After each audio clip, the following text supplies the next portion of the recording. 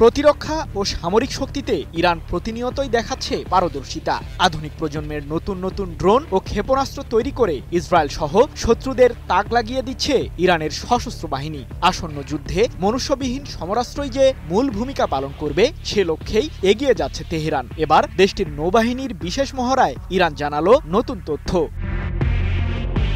ভারত মহাসাগরের উত্তরাংশ এবং ওমান সাগর জুড়ে এই সামরিক মহড়ার আয়োজন করেছে ইরান। 2 দিনব্যাপী চলা এই মহড়ায় ইরানের সশস্ত্র বাহিনী দেখাচ্ছে দেশটির সমর কৌশল, যেই কৌশলের মূল টার্গেট ইসরায়েল। ইরানের স্থানীয়ভাবে তৈরি বাভার 5 মডেলের আত্মঘাতী ড্রোনটি 400 কিলোমিটার দূরত্ব ঘুরে তার নির্ধারিত লক্ষ্যবস্তুতে সফলভাবে আঘাত হানতে এবং ধ্বংস করতে সক্ষম হয়েছে। জানা গেছে, স্মার্ট ও ধ্বংসাত্মক এই ড্রোনটি ভাসমান ইউনিট এবং প্রজেক্টাইলের ডেক থেকে উড়ে উপকূলে এবং সমুদ্রে ভাসমান